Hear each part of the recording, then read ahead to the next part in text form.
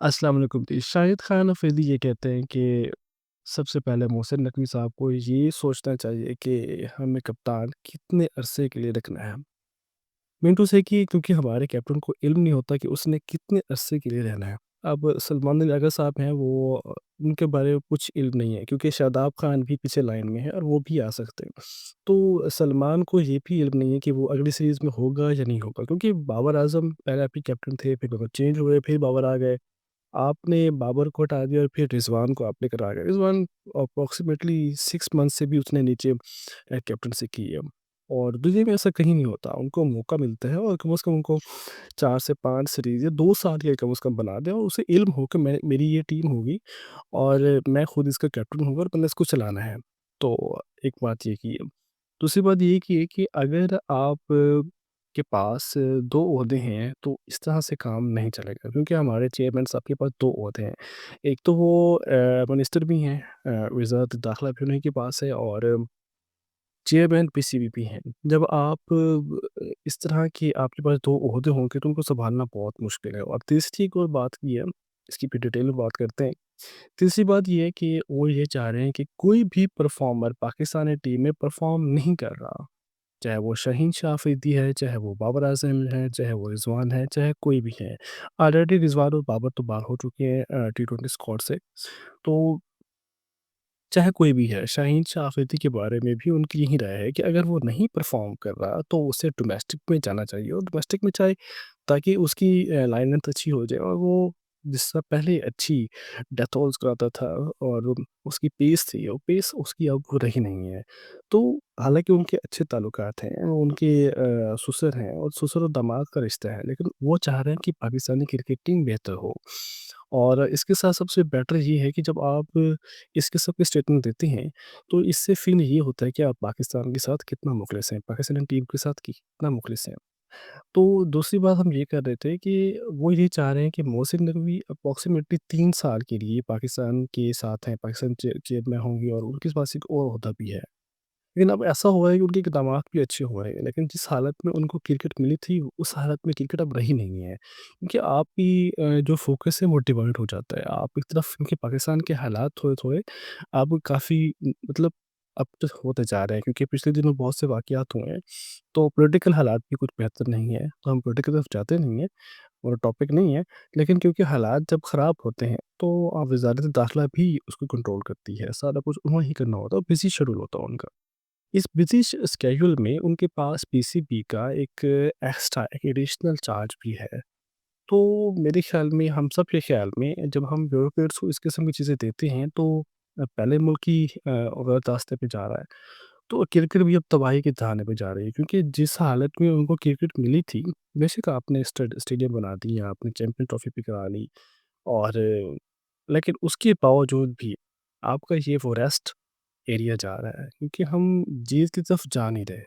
हमारी टीम लड़खड़ा चुकी है और जो बच्चे आप नए लेकर आए हैं उनका डोमेस्टिक में कोई रिकॉर्ड नहीं है। हसन नवाज़ नया बच्चा है, उसका कोई रिकॉर्ड नहीं है। कम से कम ये हो जब आप अप्रूव कर रहे होते हैं, हम ये पूछ लें सिलेक्शन कमेटी से कि आपने पिछले 3 बच्चे जो हैं, जो आपने पहले रखे थे, वो कहाँ गए? उनकी परफ़ॉर्मेंस ज़रा मेरे सामने लेकर आओ। कि जब हेड ऑफ़ डिपार्टमेंट को इल्म नहीं होता, फिगर्स के बारे में उनको नहीं इल्म होता, तो उनके पास पूरी स्टेटमेंट्स नहीं होती, उनके पास पूरे रिकॉर्ड नहीं होते, क्योंकि रिकॉर्ड ही बोलते हैं। तो उसके बाद जब वो रिकॉर्ड नहीं देखते, तो ऑटोमैटिकली डिसीज़न रॉन्ग होते हैं। हसन नवाज़ जो है इस वक़्त अच्छे प्लेयर हमें नज़र नहीं आ रहे हैं। मतलब हम अब पाकिस्तान में बच्चे-बच्चे को इल्म है। बच्चा-बच्चा जानता है कि पाकिस्तान क्रिकेट में हो क्या रहा है। तो लास्ट टाइम जब फ़हीम अशरफ आए थे, तो करीबन हर बच्चे को इल्म था कि ये अच्छे प्लेयर है। ठीक है, गो के वो खेला भी नहीं था। तो एनीवेज़ खुशदिल शाह पर भी बातें हुई थी, लेकिन उसने प्रूव किया था कि हम अच्छा खेल सकते हैं और वो खेल भी रहा है। एनीवेज़ शाहीन शाह अफ़रीदी को भी पाकिस्तान की टीम से ड्रॉप होना चाहिए। ये हमारे शाहिद अफ़रीदी कहते हैं कि क्योंकि बात ठीक है, क्योंकि पिछले 1 साल से शाहीन शाह अफ़रीदी बल्कि 2 साल से सिर्फ़ उनका एक वो बहुत बड़ा स्पेल गया था 2021 में, उसके बाद उनका कोई अच्छा स्पेल गया नहीं। उसी एक स्पेल ने उनको स्टार बना दिया था, वो 2021 का वो वर्ल्ड कप था, जो यूएई में हुआ था और उसके बाद उसका कोई ऐसा स्पेल नहीं रहा। कोई वो स्टार वाला उन्होंने काम नहीं किया और इस तरह फ़ील हो रहा है कि अब वो पीछे की तरफ जा रहे हैं। जब तक वो डोमेस्टिक क्रिकेट नहीं खेलेंगे तो डेफ़िनेटली वो एक इम्प्रूवमेंट नहीं होगी। अब बाबा भी तो नेशनल टी20 खेल रहे हैं, गो कि उन्होंने इनकार किया था खेलने से, लेकिन उनके वालिद साहब के कहने पर, क्योंकि सबने फिर मीडिया पर शो किया, अलबत्ता रिज़वान नहीं खेल रहे। और रिज़वान जो है इस वक़्त बॉलिंग की प्रैक्टिस भी कर रहे हैं। ये हमने कल उनकी एक वीडियो देखी थी, जिसमें वो बैटिंग के साथ, कीपिंग के साथ बॉलिंग की भी, क्योंकि इस वक़्त बॉलिंग बहुत बड़ा मसला बना हुआ है। हमारी बैटिंग तो ऑलरेडी नहीं है। अलबत्ता आकिब की मैं देख रहा था उनकी प्रेस कॉन्फ्रेंस, वो कह रहे हैं कि ये बच्चे नए हैं और हम तैयारी कर रहे हैं 2026 की वर्ल्ड कप की और एशिया कप की। एशिया कप इसी साल होना है सितंबर में, जो कि श्रीलंका में होगा। उसके मुताबिक हमारे जो बच्चे सिलेक्ट अभी भी नहीं हुए। सिलेक्शन अभी भी रॉन्ग है, क्योंकि सैयद फरहान आपके पास हैं, ख्वाजा नाफी हैं, उनको खिलाएँ ना। तो अब बस मैथ को आप लेकर आए हैं तो, और हसन नवाज़ को आप लेकर आए हैं, तो उन दोनों में टैलेंट टैलेंट है, लेकिन वो उस तरह डिलीवर नहीं कर पा रहे। बेशक इनको मौके दें, 5-5 मैच ये खेलें, ताकि इनको इल्म हो कि भई हमने कहाँ तक जाना है। लेकिन जो पिछले खिलाड़ी थे हमारे, जो बहुत से बच्चे हमारे कमरान गुलाम हैं, अच्छे खेलते हैं, सिर्फ़ उनकी फ़ील्डिंग की बुनियाद पर उन्हें बाहर निकाला कि फ़ील्डिंग हमारी कौन सी अच्छी हो रही थी, वैसे भी हमारी अच्छी फ़ील्डिंग नहीं हो रही हमारी। इतना अच्छा हम फ़ील्डिंग नहीं करते, शादाब के अलावा। शादाब भी एक मैच में, पिछले मैच में एक अच्छा-सा कैच छोड़ चुके हैं, वो भी ड्रॉप कर चुके हैं, तो फ़ील्डिंग किसी से भी ड्रॉप हो सकती है, ठीक है? तो ये न्यूज़ीलैंड तो ही अच्छी फ़ील्डिंग कर सकते हैं, अफ्रीका वाले हम इतने काबिल नहीं हैं।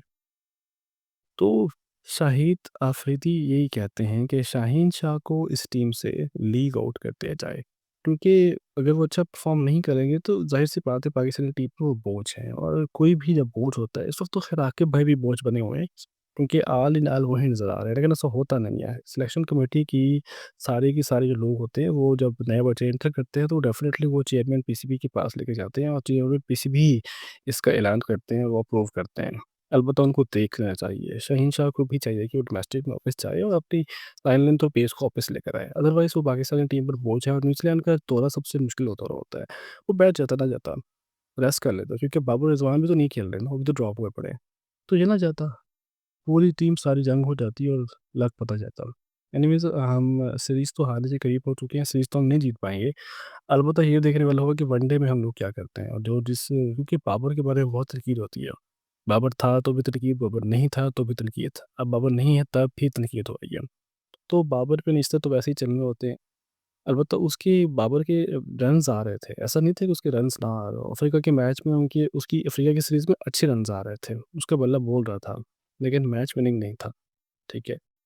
एनीवेज़ पाकिस्तान को दिल से हम बोलते हैं कि गुड लक बोलते हैं, लेकिन आगे भाई के होते हुए लगता नहीं है कि पाकिस्तान की क्रिकेट टीम बेहतर करेगी। मिलते हैं अगले ब्लॉग में, तब तक के लिए अल्लाह हाफ़िज़।